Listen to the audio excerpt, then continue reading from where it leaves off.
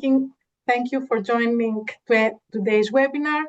I'm Korina Defteraiou, Education and Outreach Executive at Web2Learn, and I am happy to moderate today's webinar about the Citizens4Water initiative that is organized in the framework of the EU-funded project Acting for Water.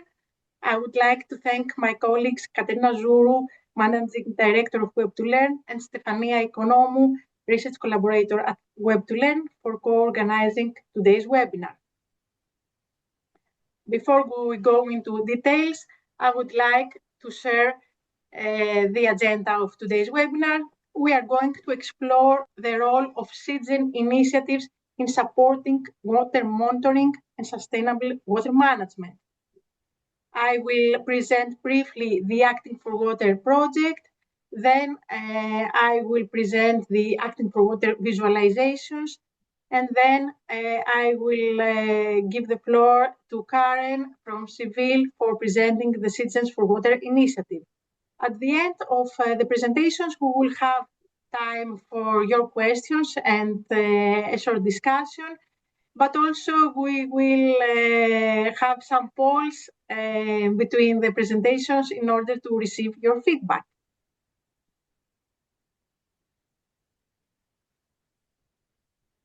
The Acting for Water project is a 30-month Erasmus Plus project that is about tackling water scarcity by using advanced technologies in business, academia, society cooperation. The project results involve the teaching and learning methodology of the project, online lecture series about water management and water scarcity, a repository of open educational resources, and a collection of citizen-driven actions on water scarcity that were transformed to interactive visualizations, and student-led citizen science projects that were organized in the spring semester of 2025 by students in the partner countries. Moreover, in the framework of the Acting for Water project, we organized a summer school for university students and business cafes with national clusters of water technology. Our consortium consists of NHL Stenden from Netherlands, who is the coordinator, Web2Learn, our company, a research and development company based in Thessaloniki, Greece, Stichting Center of Expertise Water Technologies from Netherlands, the University of the Aegean from Greece, University of Girona from Spain, and University of Ljubljana from Slovenia.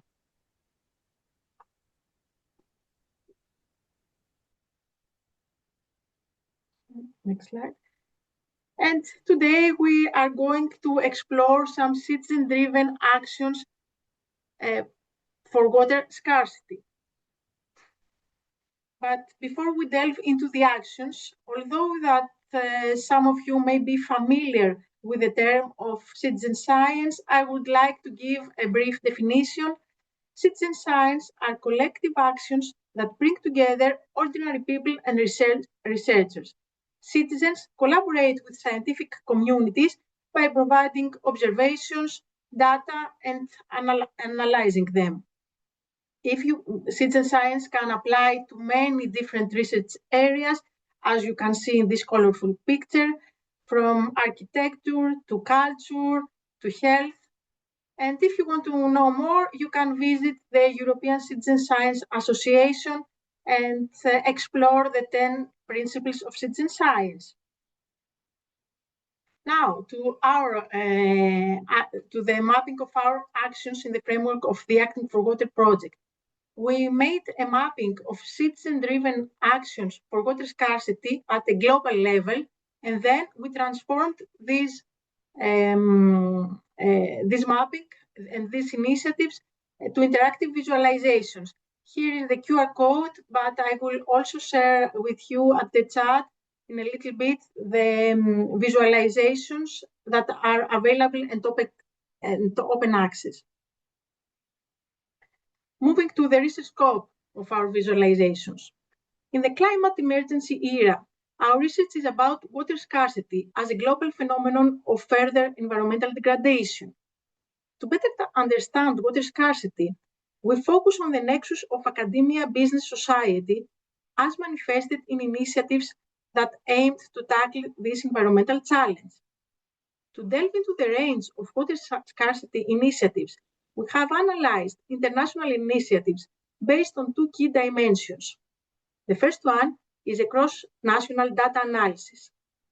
Hence, we have carried out an international landscape analysis of civic engagement practices that tackle water scarcity. In this context, as water scarcity is a complex phenomenon, we have explored different aspects and different actors. And we have conducted a multi-stakeholder engagement analysis.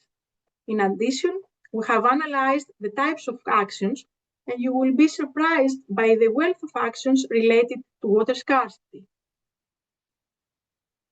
And why have we decided to transform the data into visualizations?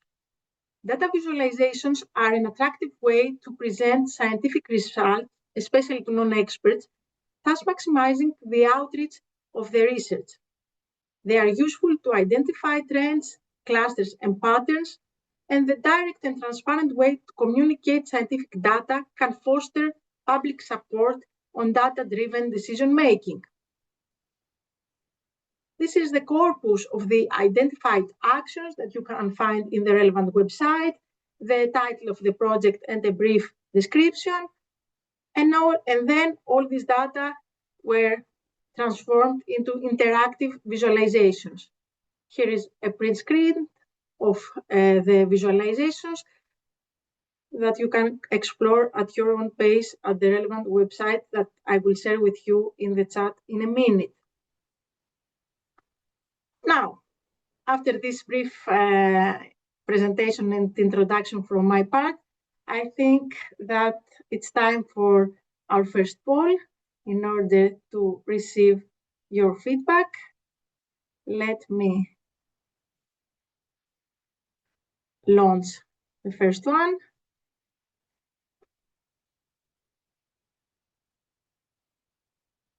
Do you see it?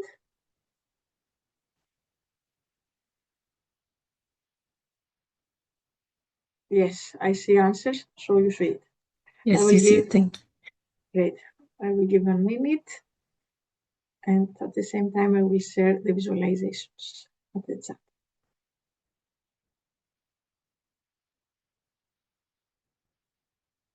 Okay. I see that you're voting. Here are the visualizations.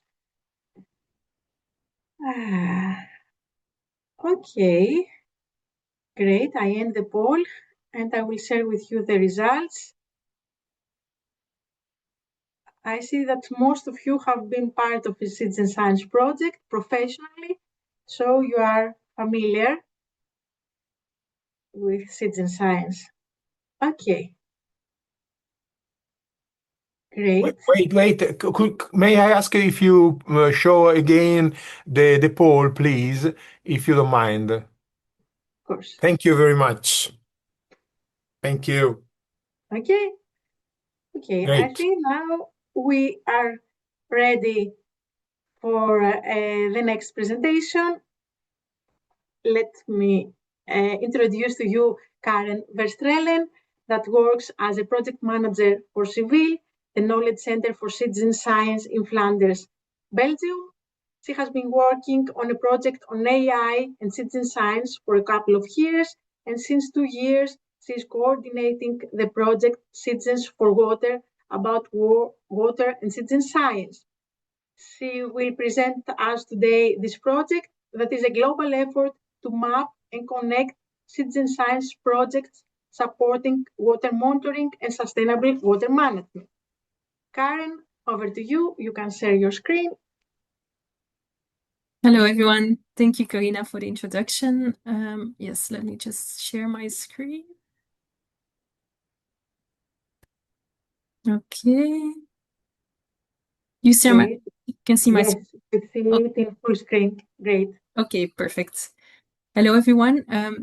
Thank you, Acting4Water, for having me on this webinar and having having me led this presentation here today. So today I will be presenting Citizens4Water. So this project is a project where we are creating a global inventory of citizen science projects on water. It is a project for which we are working together with UNESCO. I will tell a little bit more about that in my next slides. First, a little bit about my own organization, Scivil. So as Korina said, we are the Citizen Science Knowledge Center in Flanders, Belgium. And this is what we do very briefly. We promote citizen science in Flanders.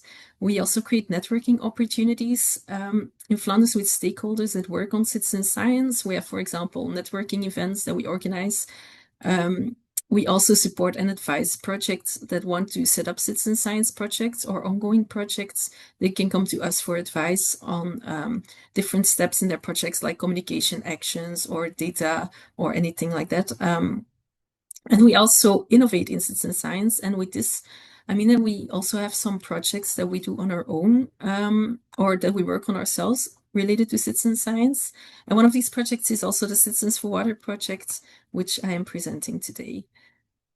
So what I will be talking about is, I will start with a little introduction. Why water? Why are we working on a project on water and not on another topic? Then also, why are we creating an inventory at all? What is the point of the inventory? I will also discuss that. And then I share some information about the platform that we have created and also what it can offer for you and how you can be involved. Then a little bit about the inventory of projects that we have listed so far and some analysis on the project that we have so far.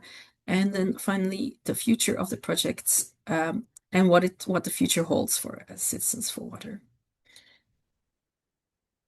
So first, why water? Now, I think that people in this room or in this meeting, they already know about the importance of water, of course. But to make it a little bit more clear, I want to have a look at the SDGs, the Sustainable Development Goals. And the most obvious one linking to water is, of course, 6, clean water and sanitation. This SDG, it states that access to safe water, sanitation and hygiene is the most basic human need for health and well-being, but demand is rising for water. For example, with the growing industry or the stories you hear these days about the big data centers using giant amounts of waters and things like that. So demand is rising, but it's such an important thing. So this is one SDG that is very clear related to water, but there is much more. If you look at the third one, good health and well-being, of course, water also plays a key role there, but also sustainable cities and communities, responsible consumption and production, climate action, life below water, life on land. These are even only the most obvious ones, because if you look at all the other ones, like zero hunger, for example, of course, it's also related to water. So basically, every single one of them depends on the role of water. And this is also one of the reasons why UNESCO is using this as it's putting so much effort in water-related projects, because it's just so vital for ourselves and for our planet, of course. So a little context about where the project is coming from. In UNESCO, they have a program, IHP program, Intergovernmental Hydrological Program, it is called. We are now in the 9th phase of this project, and these are some goals of the project to create a water-secure world in a changing context. They focus on fresh water in this program and the challenges of fresh water, and aiming to make sure that all countries have the capacity to promote and execute sustainable water management. I'm sorry if it gets a little technical about this program, but it's just to give the context of where we are coming from. So just bear with me for a little bit more. In this program, there are 5 priority areas. The first is scientific research and innovation. Then there's water education in the 4th industrial revolution with a focus on sustainability, bridging the data and knowledge gap. So bridging the gap between the data of the field and the knowledge that we have about these challenges. Integrated water resources management under the condition of global change, and then also water governance based on mitigation, adaptation, and resilience. So this is what the program focuses on. But for our project, we look at this first priority area where there are 10 different outputs defined, and one of those is conducting and sharing of research on integrating citizen science in the hydrological discipline. So this is a lot of words just to say, let's do citizen science and let's work on this together, and let's work on the citizen science together. And this is where our Citizens for Water program also comes in this program of UNESCO, and why we are working on this. So this is just a little bit of context why we are working on this topic, but then why exactly are we creating an inventory? What is the point of an inventory? So a main reason is to citizen science is citizen science in water management and hydrology. It contributes to new knowledge and policy development on water-related challenges. But the difficulty now is that there is already much happening, and there are a lot of initiatives all around the world on citizen science and water, but it is all quite scattered. There is no central source where people can learn from each other and know what else is going on all around the world. Maybe there are some local initiatives on this already, but there's not really something where people can go and see what is happening all around the world, and in all different fields of water research. So what is the solution? Let's create a central source now to bring all this work together, create a clear overview, and people can come there for their inspiration and to explore collaboration opportunities. So we are now creating this inventory, and these are the goals of this. So firstly, we want to consolidate the knowledge from the existing projects and making it accessible. So like I said, there's so many incredible work already happening on citizen science and water. But we don't want to have this experience go to waste, because the projects, they have so many experiences in just setting up projects, running the projects, keeping citizens engaged, for example. And there's so much to learn from other projects on how they are doing this. So to collect all these experiences and share with each other, this is really what we want to do in this project. And so we want to collect these experiences. But then also, if, for example, the project creates tools, guidelines, or other outputs in their projects, we also want to collect those. So this can be interchanged between different projects, also as a way to learn from each other. And then this we will use as, as a way to support the development of new citizen science projects or enhance ongoing citizen science projects. And then finally, we also want to use this to identify gaps in what is already happening in the current practices. So for example, for policymakers or researchers who want to set up new projects in their region, for example, they can look what is already happening in my region. Maybe where are the gaps of things that are not yet happening in my region? How can I set up a project that is relevant and that is an added value for my region, for example? So the platform we are created is Citizens4Water, and we are creating a global inventory of citizen science initiatives, both on hydrology and water management. And the idea is that it becomes a platform really for and by the global hydrology and water management community. And with this for and by, I mean that, of course, for, it is to be used by the community. It's really a tool that should be used and can be used by them. But it's also by the community.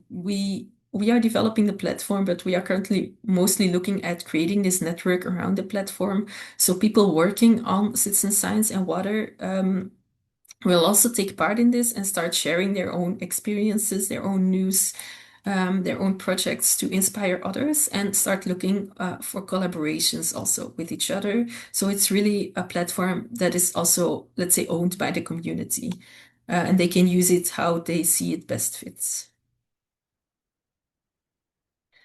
So citizen science and water, how do we see this, and what are the criteria for projects to become part of the platform? There are two main criteria. The first is that the project should concern at least an aspect of fresh water as one of its research topics. So it can be both in hydrology and water management. It can also be interpreted quite broad. So for example, it can also be about water animals or rainfall or things like that are related to water. And that is, as a second criteria, the project should be a citizen science project, so it should involve citizens in scientific research. And for this, we use the guidelines of the EXA, what Korina also mentioned earlier. So we use the 10 principles of citizen science defined by EXA to describe what is meant by citizen science exactly. So where are we now? We have developed a platform, and over the past years, throughout the development of this platform, we have done this in co-creation with the community, because we really want to make sure that this is an added value for the community. Like I said, there are already some platforms maybe with like a small amount of projects or some things about water and citizen science, but we really want to make sure that this project, this platform that we are making now, is an added value and not just adds to the list of platforms without any clear goal. So we really want to make it an added value, and for this we work together with the community to really think about how can this fill the gap of what is not yet existing for this network. What should we offer? What should we create for the community so that it really helps them in their daily works and in their projects? And for this we had co-creation sessions that we organized with the community. We also had feedback rounds when we started the development, and we had in-depth interviews with people just to really feel like what is needed for them and how can this platform help them. This is what the platform looks like now. So the first projects have been added. So you can clearly see an overview of the projects on the main page, and also a clear button to submit your own project, because of course now this is the main call to action. We want people to add their own projects to really start filling the platform. And for those familiar with Citizens4Water, this might look a little familiar to the platform, because we are using the same framework. We did this also to make some nice collaborations in the future with this platform and explore some interchanges maybe between the projects. So like I said, there will be projects, but there will also be other things on the platform. We really want to make it a central hub with information on citizen science and water and things to know how to get started or to broaden your network, look for collaborations. So some other things we have is upcoming events related to citizen science and or water, information on funding opportunities. There's also a link to a citizen science toolbox that UNESCO are creating, offering tools for citizen science research. And there is also even more. We have, for example, also interviews with stories of projects. This is one example of a project that we have on the website, Diamonds on the Soles of Our Feet. It's a project that started in South Africa with local communities and schools, but it has also gone global by now. And in the project, they are using an approach that is a mix of science and art and all related to water and water quality monitoring. And it's really nice. It's a bottom-up project. So it really started from the community, and they started measuring water level monitoring, but the local communities, they started getting concerned about water quality also in the area. So they evolved to measuring water quality as well. So it was a really nice example that we love to have on our platform. So if you're interested to read a little bit more about that, you can read the interview on our website. Another example that we have is we also have some guest blogs. This is one on the Plastic Pirates projects. Maybe some of you might also be familiar with that. With this, it's a European initiative that started in Germany originally, but then it's scaled up all over Europe. And the project concerns plastic pollution near rivers and seas, and they also work together with citizens and with schools to tackle this pollution. We have a guest blog from the Belgian partner of this initiative on our website. So if anyone wants to read more about this, you can also find it there. And then it is time for the next poll, and we want to ask, in which needs do you think that the platform could fulfill for you? I think for us, it's still very important to hear this feedback from the community too, because we are still in the testing and we can still adapt things in the platform. So I'm really excited to hear about you. And then I think I give this back to Korina for the poll. Thank you, Karen. Of course, I share our second poll. Here we are. Take some time to read the answers. I can read again the question and the possible answers. Which needs could the Citizens4Water platform fulfill for you? First, getting inspiration from other projects, learning from published resources from other projects, discovering events on citizen science and water, discovering funding opportunities, reading of inspirational stories of the community, creating visibility for my own project, other, send in the chat. I would choose the reading inspirational stories of the community. Okay, I think that most of you have voted. I will end poll in some seconds. Last chance to vote. Okay, I will end poll and share the results with all of you. So most of you find this platform as inspirational for your own projects based on previous ones. Indeed. Karen, any comment? Yes.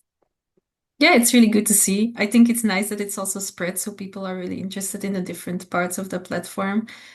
If anyone has any comments about this later, feel free to add it in the chat, of course. It's really nice to hear how this platform can help you in your work. Yes. Thank you for the input. Great. I stop the sharing. Okay. Over to you, Karen. Yes, then I think there was a second poll question. Of course. Yeah. I will share an open question in the chat, and you can write your answer in the chat while Karen continues her presentation. And at the end of her presentation, we can see your responses to the chat. Here it is. Yeah. In which ways do you think citizens can contribute to research in water management or hydrology? So, Karen, I think that you can continue, and we will discuss on it upon your after your presentation. Yeah, perfect. Do you still see my screen? Yes? Okay, Yes, perfect. yes, it's great. Okay, let me make sure I have my PowerPoint again. Okay, perfect. So a little bit more about the inventory. So we have created a platform, and next to that, we have already also started creating an inventory of projects. And we did this together with students over the summer. We had a few students joining us, a group of students who joined us to work on the project mapping. And what they did is they came to work for us, and they just started browsing the internet. They Googled on terms related to citizen science, water, participation, all related terms, to look for different projects working on citizen science and water. They also browsed social media, and they also, of course, used the existing platforms and communities to look for which projects are related to that. And we worked with a group of different of students, international students in different languages, to really maximize our possibilities of looking online in different languages, in different communities, different countries and continents, to look for these kind of projects. And in total, we mapped 369 projects this way. I have a little video from the students. Oh, hi there! Are you wondering how all of these amazing projects are added to our database? Let me take you behind the scenes of our work here at Citizens4Water. Hey.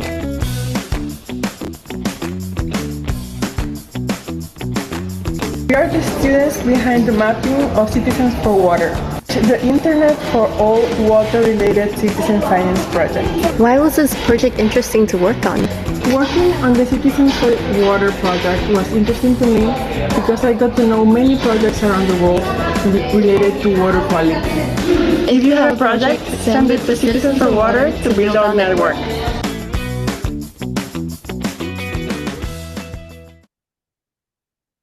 Yeah, so that was really fun to do also with the students. We had one student who focused mainly on communications for the project, and she was also the one creating this video. So of the list of projects that we have found so far, we also did some first primary analysis on this. And we found that 255 of these projects are actually still active projects. 89 of them were projects that have been completed, and just 25 that had no information. We also looked at the different countries that we found so far. You can see we have most of the project come from the US, then Australia, UK, the Netherlands, France, Spain, Italy. These are the biggest. Well, the most projects come from these countries. Now, of course, as we are based in Europe, our own search is probably also a little bit biased. So we have to look into this further and really explore look for ways to also explore more the other continents. Although through our collaboration, with UNESCO, we also have a big reach there. But of course, if any of you is connected to any network outside of the Western countries, also feel free to contact us, because we are using really our connections and our network to connect to as many people as possible. So this relates to the poll in the chat, but I will already start going through this. So we also have looked at the role of citizens that they can play in citizen science projects on water. And we found that in most projects, it is in data collection that they use or that they work with citizens. So how do they do this? It's just some examples from the project is that they can collect data from the daily lives, for example, personal water use, monitoring biodiversity, or monitoring water parameters such as temperature, opacity, color, or using test kits for more specific measures for water quality, for example. They can also monitor meteorological data, installing or monitoring sensors, or taking pictures, for example, of the impact of floods in high-risk areas. Now, not only data collection can be done by citizens, there are also other roles that they can play, for example, in data analysis. So this can be data cleaning for the analysis or some calculations. Or citizens can also be involved in the co-creation of the solutions by helping with the modeling or the risk assessment. Or they can help with co-designing strategies for sustainable water management. And finally, maybe this is something that people don't always think of in citizen science, but they can also help in the communication and education component of a project. So they can, for example, take part in gatherings in the field and educational workshops. They can train volunteers. So in some projects, it is volunteers who are first trained to then train other volunteers, like a train-the-trainer kind of system. They can take part in cleanup campaigns, or they can write a report, or just report in general on litter or illegal dumping. Now, for the next steps of Citizens4Water, what we want to do next is some deeper analysis of the inventory mapping that I just showed you. For this, we would need more data from the projects, and projects would then have to start registering to our website. So we are now reaching out to as many projects as we can, all the projects from the inventory and also beyond, the ones that we are still finding, through mailings, through events where we go and speak, for example, webinars like these. And we use our own networks to reach as many people as possible. Really with the call to action to add their project on the platform. Firstly, to create visibility for their projects and really start filling the platform with all these projects. But at the same time, if they submit their project, they also fill in a questionnaire about their project with more information, which also helps us to do further analysis on a bigger scale of projects. At the same time, we are also starting up our community building around Citizens4Water. We have a newsletter, we have social media, and just a little call for you. We also love to share your news. So if you are working on a project on citizen science and water and you have an event coming up or any other news you would like to share, feel free to let us know. We're always happy to include this in the newsletter, because also the newsletter is really for and by the community. So it's, of course, for the community, but also the content in the news is mostly from the community as well. So it's a great tool to stay in touch with other people in this community. And then in February, we are looking to organize our own Citizens4Water webinar with a number of speakers of projects who have been part of the platform. So to know when that will be happening, you can also follow our newsletter or social media to stay up to date of when this will be planned. Then for the future of the project, once we have done further analysis, we also want to create some policy recommendations based on the data from the projects on the platform. We want to organize capacity building sessions where we want to bring together different projects to exchange experiences in an interactive sessions and really inspire each other in these sessions and in these workshops. We also want to explore international collaboration for follow-up projects. So if anyone is interested in a collaboration, you can also, of course, let us know, and we can always talk about this later. And then other ways to get involved with Citizens4Water is to share this platform in your network. Like I said, of course, we want to reach as many people as possible, and we do this through our network. And we are very happy to hear about your networks. And if the word of mouth, it just really works. So if people could expand this in their own network, that would really help for the Citizens4Water community and to make this grow. And then, of course, just share your own projects, submit your projects on the website, or if you have any events coming up, if you have resources, maybe in case you work for a funding organization and you have funding opportunities, also please let us know. Sign up for the newsletter to stay up to date with our news and news from the community. And then, like I said, if there's something you want to share, you can contact us through our email address, info@citizens4water.org. And that concludes my presentation. So this is the website, citizens4water.org. If you want to know more, if you have any questions later at all, you can always contact the project or contact me directly, or if you have any ideas for collaboration or anything at all. And of course, there's time for questions now. Thank you. Thank you very much, Karen, for this to-the-point presentation of this very interesting initiative on citizen science and water management. As water scarcity is a global phenomenon, I think that we have many things to learn from this initiative. And I will share some of the feedback that we received at the chat regarding the question, which needs could the Citizens4Water platform fulfill for you? We had another answer sharing experiences around water and its management. And about the open question, in which ways do you think citizens can contribute to research in water management or hydrology? We have received some answers in the